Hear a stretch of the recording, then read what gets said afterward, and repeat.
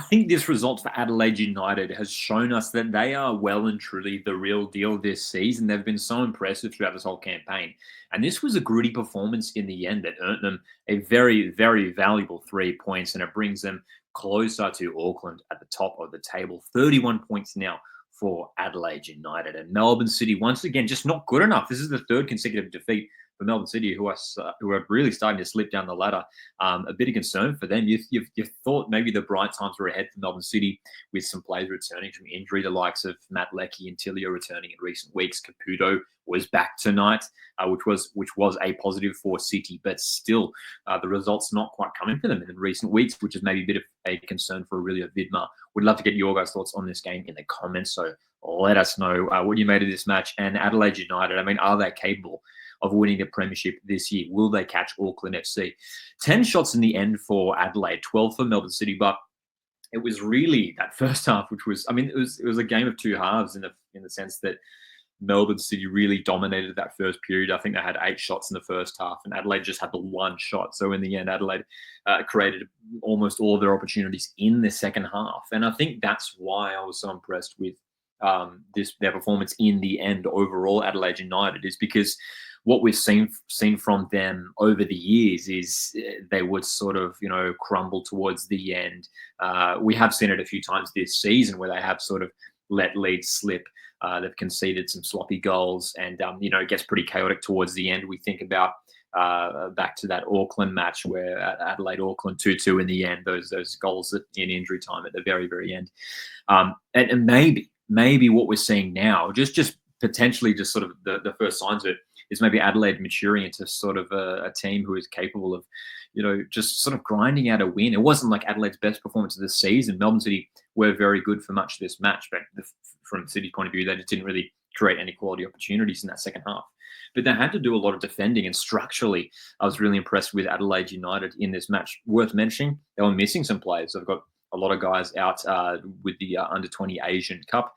So Isaias was in that backline and was very, very good. And it's great when you have that squad depth to bring in an experienced A-League player like Isaias to come in and do a job, whether that's in midfield or, what Isaias has added to his skills, I guess, towards the end of his A-League career here, is, slotting in defence, and he has done a very good job when he has been called into that back line, playing alongside Bart Breen. So those guys were very well organised tonight.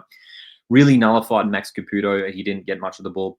And getting forward, I mean, especially in that second half, we saw on the counter-attack how dangerous the Reds are going forward. And it comes from especially this guy at right back, Dylan Perez, who, again, is just showing his quality and his class this season. And to the point where there's maybe a possibility that this guy gets a look in for the Socceroos in an upcoming window. I mean, he's playing that well, and especially with the way that the Socceroos is playing under Tony Popovic these days, sort of with like a right wing back. Lewis Miller's been playing that role recently.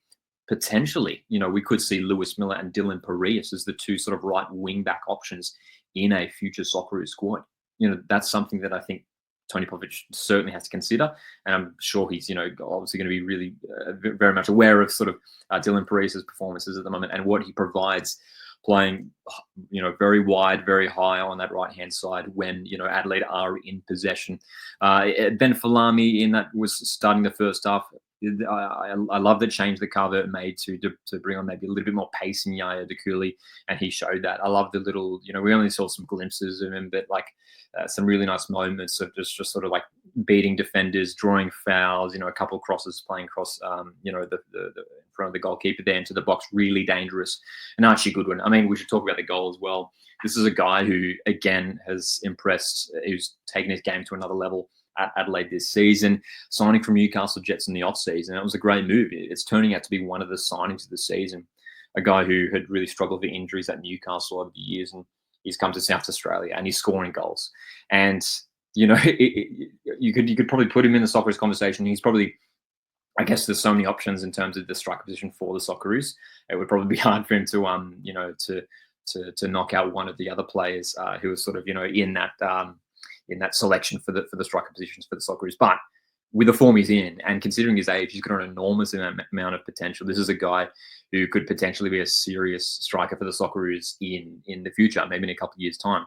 And based off this form as well, considering his age, I'm sure there's going to be clubs across Europe, across the world, looking at Archie Goodwin and his ability in the box. And that headed finish was fantastic, man. I mean, the run to the near post, the leap, but the finish was fantastic to sort of get that really sort of just deft flick on Patrick Beach, unable to stop it. It had a lot of a lot of pace on it, flicking it on from the corner. Fantastic stuff. And it's been really fun watching Archie Goodwin this season because he, as I mentioned, has taken his game to another level. So what we've seen tonight is Adelaide United sort of taking, I guess, their game to another level, we can say as well. The fact that they've sort of, maybe for Reds fans, hopefully for them, Adelaide have, sort of progressed past this a team who have been exciting to watch for many years now, fun to watch, a lot of late drama, but that can bring so much chaos. The results have been very mixed for them.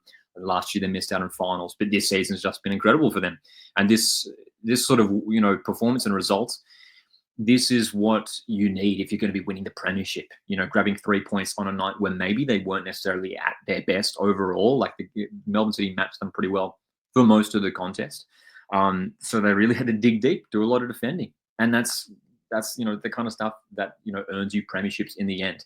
15 games, 9 wins, 4 draws, 2 losses. Really impressive stuff from Adelaide United, who've been scoring a bag full of goals this season. 33, 25 conceded. You can see, that's still a lot more compared to Auckland. I mean, more than double the goals Auckland have conceded, more goals than Victory have conceded as well. But it won't matter for Adelaide United. They've been picking up the points. And look, now, I mean, that's the thing as well. We should look at 6 points now clear of Victory in third place. That is a huge, huge gap there. And it really is turning into a two-horse race for the premiership there with Auckland FC and Adelaide United. Let me know in the comments. Do you think the Reds will lift the premiership, the Premier's plate this season? Let me know, because with a performance like this, they could maybe be on their way to doing so. Thanks very much for tuning in. My name's Lockie. This is Coast of Football. Stay subscribed for more A-League content, and I'll see you in the next one.